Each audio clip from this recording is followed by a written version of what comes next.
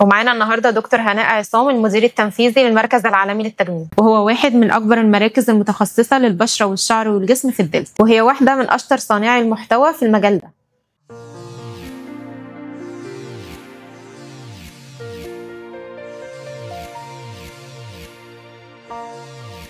معانا دكتوره هناء عصام. اهلا بيك يا دكتور. اهلا بيكي. كنا حابين ان احنا نتكلم الاول عن انواع الفرد بتاعت الشعر. ايه انواع فرد الشعر؟ كتير، في بروتين، في كولاجين، في بوتوكس، في كافيار، في ترميم حراري.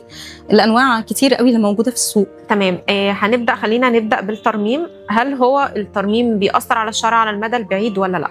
بصي، هو في نوعين، في ترميم بارد وفي ترميم حراري. الترميم البارد ده علاج، تمام، ده ملوش اي تاثير سلبي خالص، تاثيره كله ايجابي. تمام. الترميم الحراري ممكن يبقى له تاثير ايجابي وممكن يبقى له تاثير سلبي، متوقف على ايه؟ متوقف على حاله الشعر في الاصل. تمام. امتى ممكن نختار الترميم البارد؟ تمام. وحاله الشعر امتى تقولي لا انا ده خلاص مش هشتغل عليه؟ مش هشتغل عليه ايه؟ ترميم بارد ولا ترميم حراري؟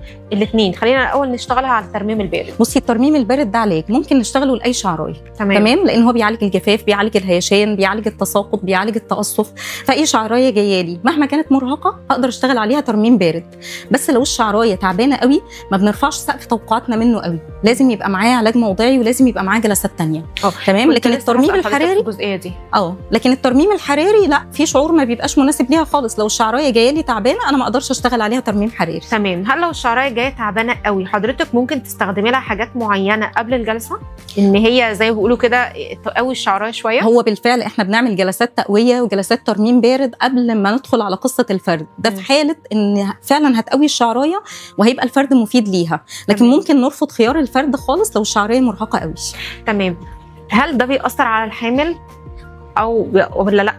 وممكن نستخدمهم للاطفال ولا لا؟ بصي، بالنسبه للحامل الدكاتره مدارس، يعني في دكاتره مدرستهم افرضي بعد الشهر الثالث عادي، دكاتره النساء. تمام. وفي دكاتره تانية لا، مدرستهم خليكي في الشهور الاخيره الثامن التاسع يكون نمو البيبي اكتمل. تمام. وفي دكاتره مدرستهم لا خالص، ما تفرضيش اثناء الحمل، خليكي بعد الحمل والولاده ونطمن عليكي والدنيا تبقى تمام. انا دايما برجع الموضوع لطبيب النساء. تمام. روحي للدكتور بتاعك، شوفي هو هيقول لك ايه، وحسب ما هو يقرر احنا نشتغل. لكن ما باخدش انا القرار، يعني انا بسيبه لدكتور النساء. بالنسبه للاطفال طبعا دي انا بعتبرها جريمه في حق الاطفال مهما كان الشعر صعب، لان ده بيأثر على البصيلات بالسلب جدا جدا. كل الاطفال اللي احنا شفناها عملت فرد في اماكن خارجيه وجت كان شعرها متدمر، هي بتفرح بيه شويه، بعد شويه جذور جديده تبدا تطلع، تعيد عليها تاني، اعاده في الثانيه في الثالثه، يبقى خلاص الشعرايه راحت خالص. حتى العلاجي؟ ما هو العلاجي ده يعني ايه؟ ما هو الناس فاكره ان العلاجي ان هو بيعالج حاجه في الشعر، هو ما بيعالجش حاجه، هو بيعالج الجفاف، الهيشان، المظهر الغير لائق، لكن ما بيعالجش مشكله في اصل الشعر. تمام. ما بيعالجش مثلا تساقط، ما بينبتش فراغات. لو الشعريه ضعيفه مش هيقويها، بالعكس هو هيضعفها اكتر. تمام. فكلمه علاجي دي لازم نبقى فاهمين هي بتعالج ايه بالظبط، لان احنا اغلبنا بيبقى فاكر ان ممكن التريتمنت العلاجي او الماده العلاجيه اللي بتتحط على الشعر هي بتنبت الشعر تاني، بتقوي الشعر، بتطول الشعر. فاغلبنا واخد ان التجربه دي ممكن تعمل معانا كده.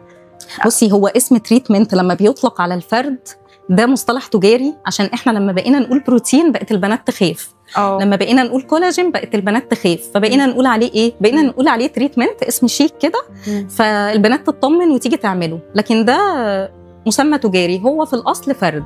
تمام. هل في ماده علاجيه بتتحط؟ هو في ماده بتتحط، بس هي ماده الفرد اللي بتحسن مظهر الشعرايه يعني بشكل مؤقت ولفتره زمنيه معينه. تمام. لكن هي مش بتعالج حاجه، بالعكس ده هو لو في تساقط هتزوده، لو في فراغات ممكن تزودها. تمام. فاحنا لازم حاله الشعر تبقى كويسه جدا جدا قبل ما ندخل اصلا على خطوه تريتمنت او خطوه الفرد.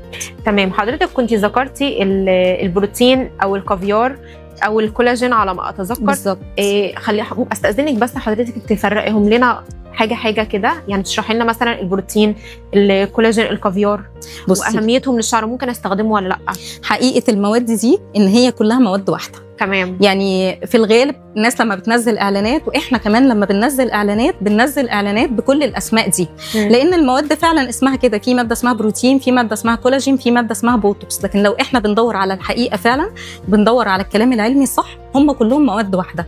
ممكن ماده مثلا يبقى فيها ترطيب زياده شويه، ممكن ماده مثلا يبقى فيها سيليكون فبتلمع الشعر اكتر شويه، ممكن ماده تخلي الفرد يدوم لفتره اطول، لكن في الاخر التشخيص واحد، التطبيق واحد، الفوائد واحده والاضرار واحده.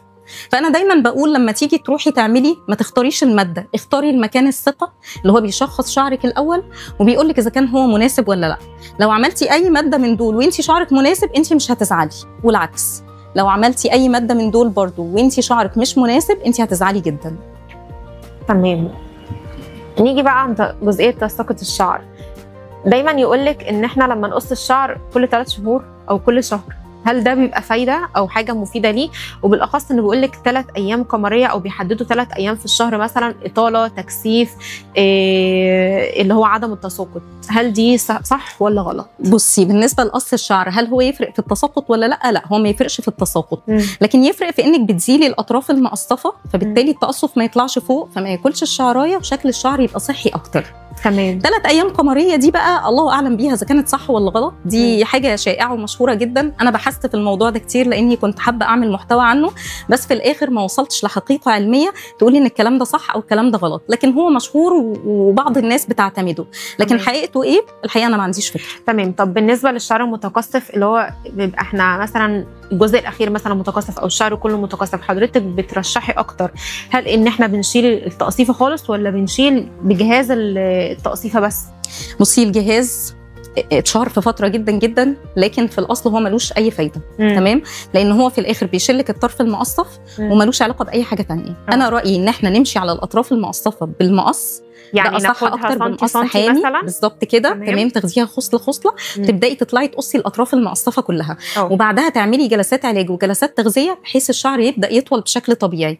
لكن الجهاز ما بيعملش كل التاثيرات دي خالص، يعني مش عملي. هو انتشر في فتره بس حاليا هو مش عملي خالص. تمام. هل بقى هنا القص، هل انا بقصه مثلا سنتي ولا باخد الجزء التالف كله على بعض؟ الصح انك تاخدي الجزء التالف، بس خلينا نقول ان الجزء التالف ده ممكن يتحسن بجلسات علاج. تمام، فلو انا هقص الاطراف بس وهعرف اعالج الجزء اللي فوق بجلسات علاج ده افضل طبعا، بحيث ما نخسرش جزء كبير من الشعر. تمام. خلينا اسال حضرتك السؤال الاخير والسؤال المعتاد، تبس كده بسيطه او خطوات بسيطه احنا ممكن نقدر نحافظ على شعرنا بيها، وبالاخص كمان ان احنا في رطوبه عاليه وفتره تساقط شعر زي ما بيقولوا، الى ان احنا نروح نكشف ونتابع مع دكاتره ونتابع ايه الحاجات الصحيه بالعلاجات. ايه اللي حضرتك ممكن تفيدي بيه الناس او تنصحي بيه البنات؟ اساسي لازم يبقى عندك شامبو مناسب لحاله شعرك. تاني حاجه لازم يبقى فيه حمام كريم او بلسم، ده بيتساب 10 دقائق وبعدين يتشطف. من الحاجات المغلوطه تماما الناس بتحط حمام الكريم في الفروه، المفروض حمام الكريم ده بيتحط على الاطوال، ما بيتحطش على الجذور خالص لانه ممكن يعمل تساقط. اخر شطفه لازم تبقى بميه ساقعه. تمام، لما بننشف ما بنضغطش قوي بالفوطه ولا بنكهرب الشعر كده، احنا بنطبطب بس عليه. لما نبدا نسرح لازم نسرح من تحت لفوق مش من فوق لتحت عشان الشعر ما يتعقدش معانا. لازم الشعر يبقى ناشف بنسبه 90%. معظم البنات بتسرح والشعر مبلول فبتخسر كميه كبيره جدا جدا من شعرها. لازم يبقى فيه ترطيب يومي. الترطيب اليومي ممكن يبقى بسيرم او كريم على حسب حاله الشعر وحسب فتلته نفسها. تمام، طبعا ممكن يبقى فيه فيتامينز لو الحاله الصحيه مش احسن حاجه. لو في بقى مشكله واضحه ان في مثلا مشكله تساقط او في مشكله جفاف شديده يبقى لازم يبقى فيه كشف على طول. تمام. حضرتك كنت بتقولي ان احنا بنطبطب على الشعرايه ما بننشفهاش او مش بنكهربها. نزل دلوقتي في السوق او في الماركتنج او الناس بتذيع عنه دلوقتي الفوطه الماكرو فايبر افضل من الفوطه العاديه بتاعتنا، حضرتك تنصحي بايه؟ انا في رايي ان هي اوفر ريتد، بس في بعض الناس بتشكر فيها، يعني بعض التجارب قالت ان هي ممتازه جدا وتجارب تانية قالت لا. انا من تجربتي معاها والتجارب اللي شفتها قدامي انا رايي ان هي اوفر ريتد جدا. تمام. دكتور هناء انا بشكر حضرتك على استضافتنا ليكي النهارده، وحضرتك نورتينا. بنشكركم وان شاء الله هنستناكم في حلقه جديده.